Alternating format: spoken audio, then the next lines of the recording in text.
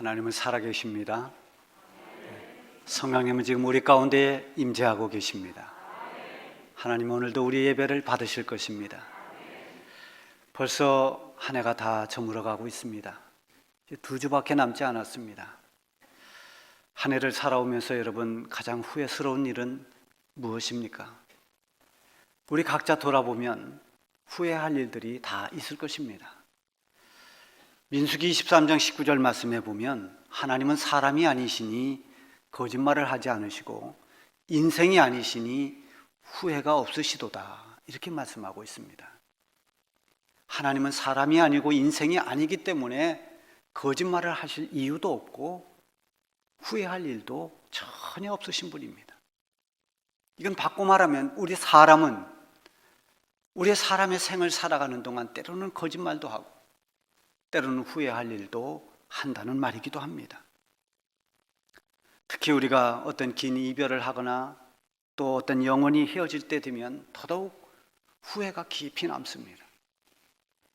좀 더 내가 열심히 할 걸, 좀 더 잘할 걸, 좀 더 감사하면서 살 걸, 좀 더 참을 걸, 뭐 등등의 이런 후회들이 우리 속에 많이 남아 있습니다. 더군다나 우리 성도들은 신앙생활을 하면서 하는 후회가 또 있습니다. 내가 좀 더 믿음으로 살 걸, 내가 하나님 앞에 기도하면서 모든 일을 할 걸, 뭐 등등의 여러 가지 그리스도인으로서 하는 후회들이 너무너무 많습니다. 만약에 더 이상의 기회가 주어지지 않는 그런 마지막 후회라고 한다면 후회를 해도 소용이 없는 때늦은 후회입니다. 더 이상의 기회가 없기 때문이죠. 그러나 아직도 우리에게 기회가 있다고 한다면 우리의 후회는 그 후회를 통해서 오히려 우리가 회개할 수 있고 그 후회를 계기로 해서 오히려 다시 한번 일어설 수 있는, 재개할 수 있는 기회가 되면 후회는 훗날 우리에게 전화위복이 될 수도 있는 것입니다. 성경에 보면 영적인 거장이라고 할 수 있는 사람들도 후회할 일들을 합니다. 그리고 이해하기 어려울 정도로 침체에 빠지기도 합니다. 우리가 잘 아는 엘리야 선지자는 갈멜산에서 450명의 바알 선지자들과 대결을 했습니다. 누가 참 하나님인가? 엘리야가 기도할 때 하나님께서 불을 내렸습니다. 그리고 수많은 이단 선지자들 앞에서 살아계신 하나님의 위엄을 드러낸 선지자가 엘리야입니다. 하나님 앞에 기도할 때 불이 내렸고 그가 기도할 때 3년 6개월 막혔던 하늘이 열리고 비가 쏟아졌습니다. 이런 위대한 하나님의 선지자 엘리야가 아합 왕의 부인 이세벨의 말 한마디에 무너져 버립니다. 그는 모든 것을 다 포기하고 광야로 깊이 들어갔습니다. 그리고 한 로뎀나무 아래 누워버렸습니다. 심지어 내 생명을 거두어 달라고 그렇게 어린아이 떼를 쓰듯이 그렇게 하나님께 떼를 쓰기도 했습니다. 어떻게 이렇게 할 수가 있을까? 이해가 안 가지만 때로 엘리야도 이렇게 침체에 빠지고 해서는 안 될 그런 모습을 보여주기도 합니다. 어려서부터 하나님을 사랑하고 하나님의 총애를 받으면서 하나님의 뜻을 따라 살았던 이 다윗, 그가 하나님을 얼마나 기쁘게 했습니까? 그랬던 다윗이 왕이 되면서 남의 아내를 자기 부인으로 삼았습니다. 그리고 그 남편을 전쟁터에 내보내서 죽게 만들었습니다. 어떻게 다윗이 이렇게 야비한 일을 할 수 있을까? 도무지 이해할 수 없는 일들입니다. 엘리야도 다윗도 바로 그때가 영적 침체의 때고 그때야말로 개인적으로 보면 가장 후회가 남을 만한 그런 때입니다. 그럼에도 불구하고 그들은 그런 모든 것들을 다 극복하고 하나님의 위대한 선지자로 그리고 하나님 마음에 합한 그런 사람으로 아름다운 결말을 맺었습니다. 어느 누구도 사람은 완벽할 수가 없습니다. 예수님처럼 닮고는 싶지만 예수님처럼 될 수가 없습니다. 우리는 피조물들입니다. 우리가 혹 우리의 부족과 연약함을 모른 채 교만할 때는 하나님께서 우리가 어떤 존재인지 그 실체를 보여주시기도 합니다. 생각지도 않게 우리가 무너지면서 내가 이런 존재였구나. 내가 대단한 줄 알았는데 내가 이렇게 연약한 사람이구나. 내가 이렇게 부족하구나. 내가 잘난 줄 알았는데 형편없는 그런 사람이구나. 이걸 하나님이 깨닫게 하십니다.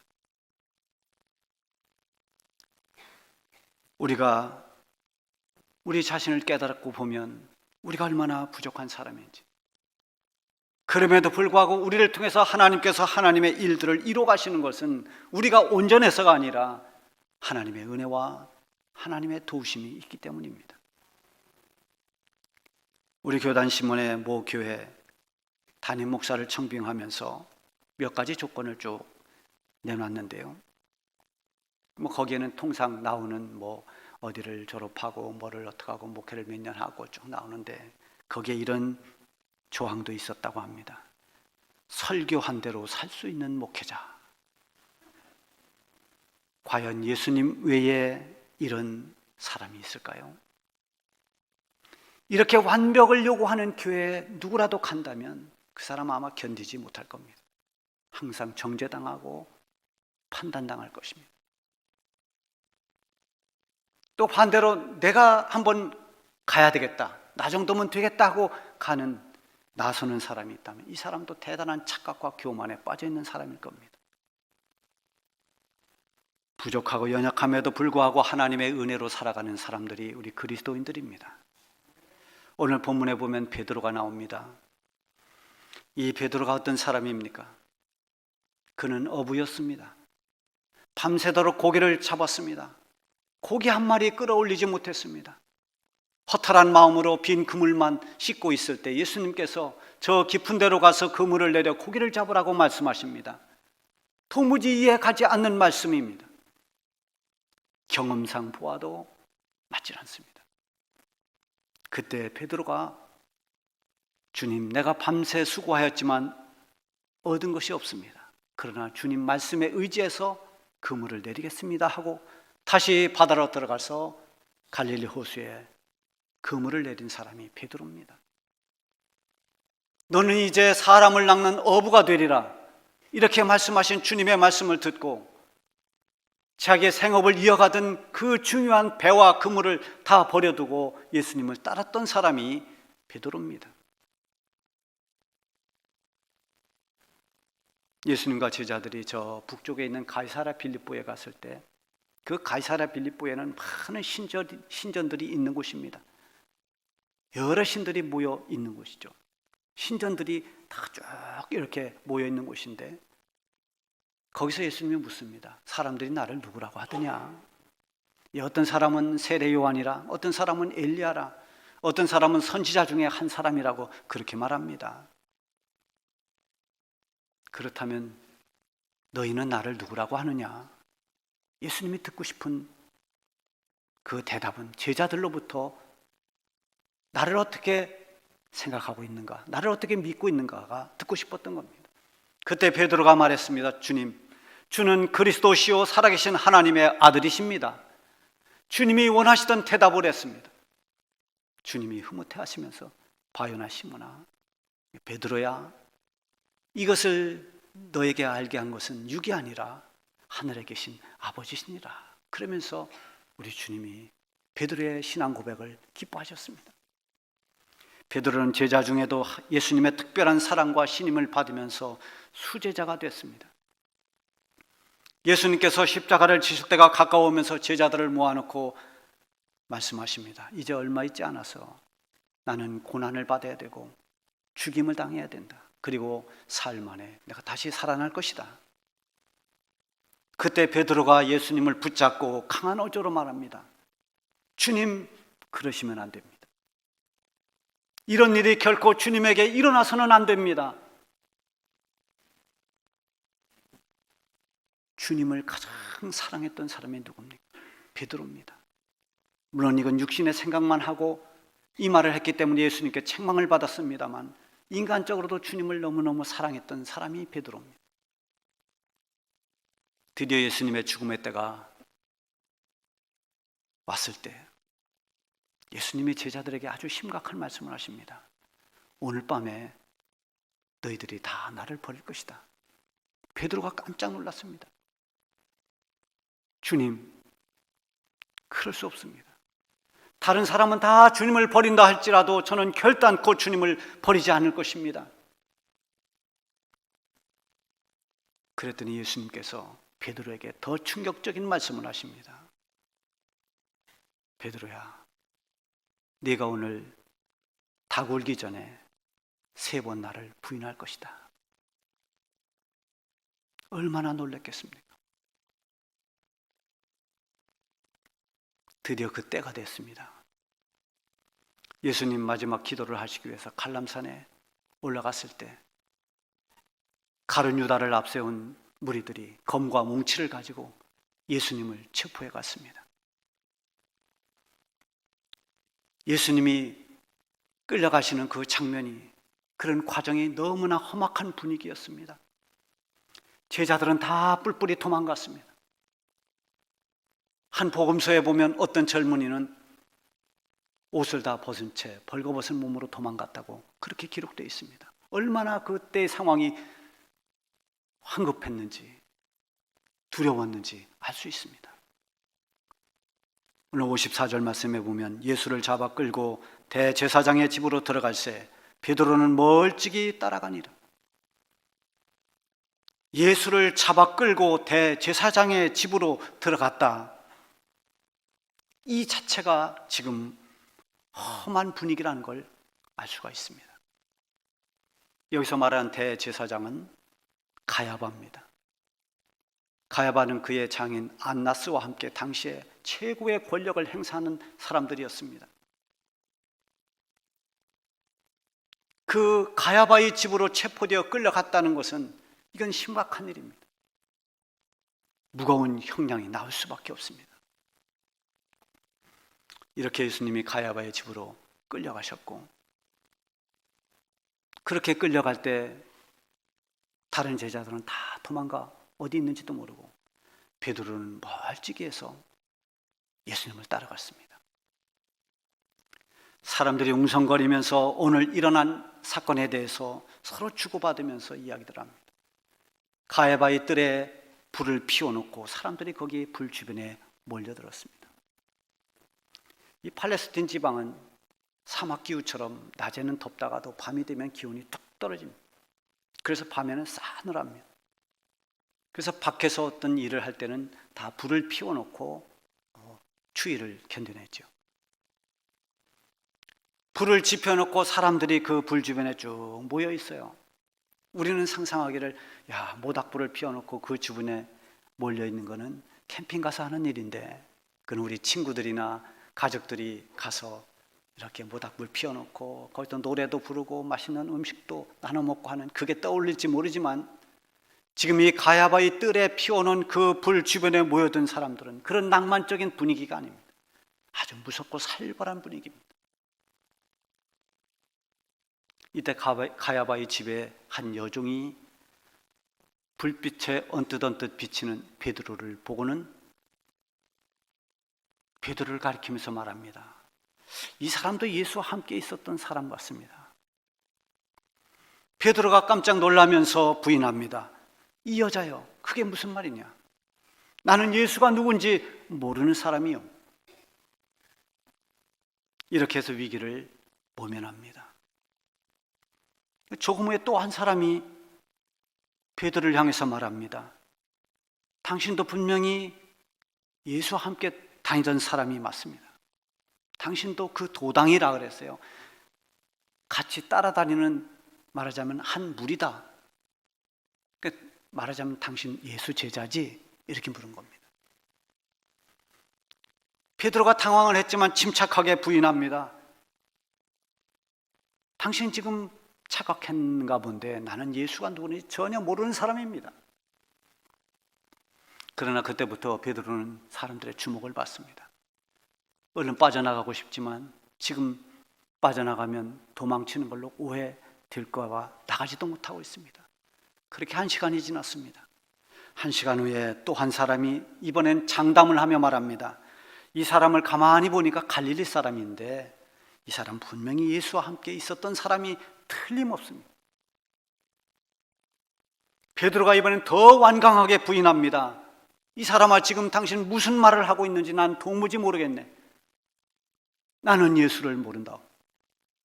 그런데 다른 복음서에 보면, 마태복음, 마가복음에 보면 맹세하여 저주하며 이르되, 맹세하고 저주까지 하면서 예수님을 모른다고 부인했습니다. 그와 동시에 다구는 소리가 들렸습니다. 거칠게 예수님의 제자라는 걸 부인하고 있는데 닭소리가 들려옵니다. 사람들은 지금 의심의 눈으로 베드로를 쳐다보고 있고, 베드로는 완강히 예수님을 부인하고 있고, 닭소리는 울리고 있는데 저쪽에서 가야바 뜰로 끌려오셨던 예수님이 뒤를 돌아보십니다. 그때 베드로가 더 이상 견딜 수 없는 일이 일어났습니다. 오늘 이 본문 61절 62절에 보면 주께서 돌이켜 베드로를 보시니 베드로가 주의 말씀 곧 오늘 닭 울기 전에 내가 3번 나를 부인하리라 하심이 생각나서 밖에 나가 심히 통곡하니라. 주께서 돌이켜 베드로를 보시니, 주님이 뒤돌아서면서 베드로를 봅니다. 주님의 눈과 베드로의 눈이 마주쳤습니다. 물론 거리가 있었을 것입니다. 뒷모습만 보였던 예수님이 돌아서면서 베드로를 쳐다보십니다. 여러분, 이 사람의 시선이라고 하는 것은 참 신기합니다. 이 우리 신체 중에서 눈이라고 하는 게 얼마나 작습니까?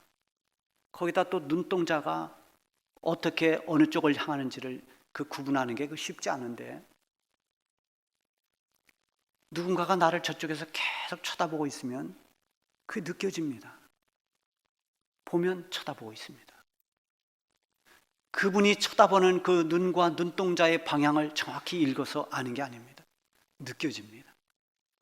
또 바라보는 시선도 저 사람이 나를 지금 부드러운 눈으로 바라보는지, 또 안타까운 눈으로 바라보는지, 또 독을 품고 바라보는지, 가시 눈으로 보는지 그게 느껴집니다.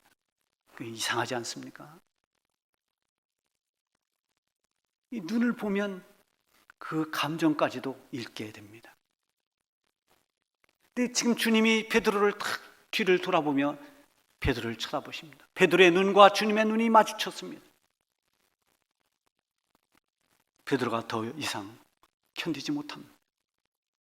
딱 주님의 눈빛과 마주치는 시선이 닿는 그 순간, 네가 오늘 나를 3번 부인할 것이다 하는 말씀이 생각났습니다. 그는 견디지 못하고 뛰어나가서 통곡을 하며 울었습니다. 얼마나 후회스러웠을까요? 내가 주님을 이렇게 부인하다니, 내가 주님을 모른다고 맹세까지 하고 저주까지 하다니, 자신이 얼마나 한심스럽고 얼마나 후회가 됐겠습니까? 모두가 주님을 다 버린다 하더라도 저만큼은 주님 버리지 않겠습니다. 그렇게 말했던 베드로의 그 뜨거운 열정, 그 의욕, 그 감정 다 무너졌습니다. 베드로가 거짓말을 했던 게 아닙니다. 정말 자기는 다른 사람 다 버려도 주님 버리지 않을 것이라고 그렇게 마음먹었고 그렇게 결단했던 베드로입니다. 인간이 얼마나 나약한 존재인지, 하나님의 은혜가 없이는, 하나님의 도움 없이는 자기 힘과 의지로 한다는 것이 얼마나 어리석고 얼마나 교만한 것인지를 우리는 항상 철저하게 깨달아야 됩니다. 그걸 깨달을 때 비로소 우리 하나님께서 우리를 겸손한 주의 일꾼으로 사용하시는 것입니다. 우리가 무엇을 대단히 얼마큼 하느냐, 그게 중요한 게 아닙니다. 우리의 부족을 알고 주님의 은혜를 의지하면서 겸손히 하나님의 뜻을 따라가는 것, 그게 주님이 원하시는 것입니다. 베드로를 바라보시는 주님의 시선 속에 베드로를 향한 주님의 소리 없는 음성이 들렸을 것입니다. 주님이 바라보는 그 시선 속에서 주님이 말씀하시는 그 말씀은 무엇일까? 저는 이 본문을 택하면서 계속 그걸 묵상해 보았습니다. 베드로야, 내가 너의 연약함을 잘 알고 있다. 부모는 약한 자식이라고 해서 버리지 않습니다. 아니, 오히려 연약한 자식을 더 긍휼히 여기고 더 돌봐줍니다. 주님은 우리의 연약함을 불쌍히 여기십니다. 그래서 주님의 눈은 언제나 긍휼과 사랑의 눈이십니다. 하나님 사랑의 눈으로 나를 어느 때나 바라보시고, 이 찬양 가사처럼 우리 주님이 우리를 보시는 그 눈은 미움과 정죄의 눈이 아닙니다. 안타까움으로 바라보시는 긍휼의 눈이고 오래 참으시는 사랑의 눈이십니다.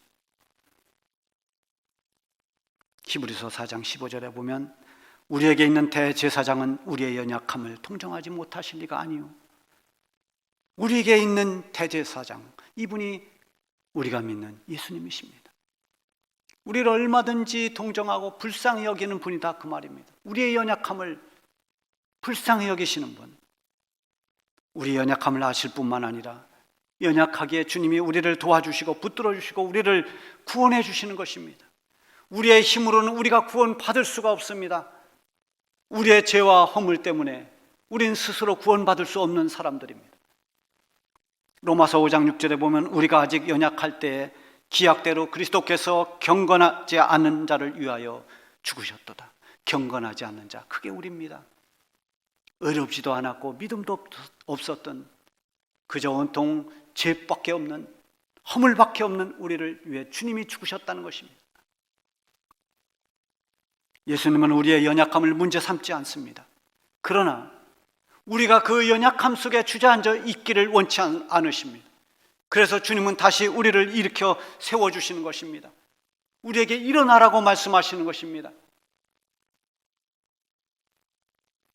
주님이 또 그 베드로를 바라보는 시선 속에 있는 음성은, 네가 지금 나를 부인했다고 좌절하지만, 실패했다고 포기하지 말아라.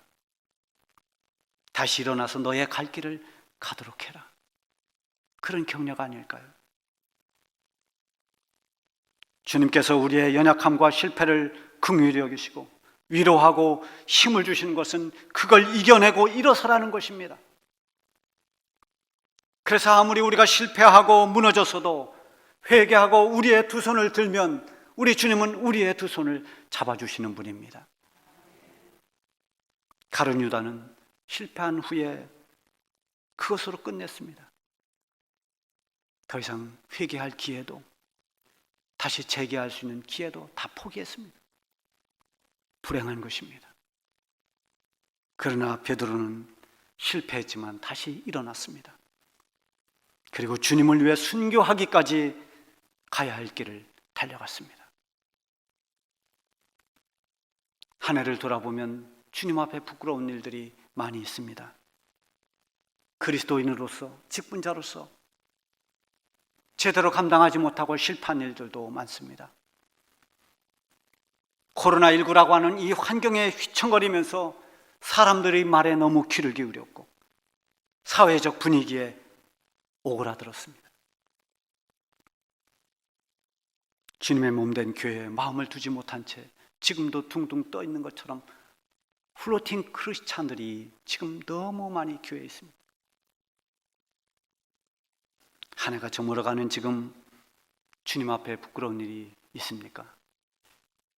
믿음으로 살지 못하고 하나님 말씀과 뜻에 순종하지 못하셨습니까? 실패한 베드로를 바라보듯이 나를 향한 주님의 시선을 한번 느껴보시기 바랍니다. 내가 너의 약함을 다 안다. 그래도 너는 일어나야 된다. 내가 너를 붙잡아 줄 테니 다시 한번 믿음의 길로, 순종의 길로 걸어가라. 주님의 시선 속에 담겨져 있는 이 주님의 음성을 듣고 우리 모두 다시 한번 힘있게 일어나서 주님의 기쁨이 되는 삶을 살아갈 수 있기를 바랍니다.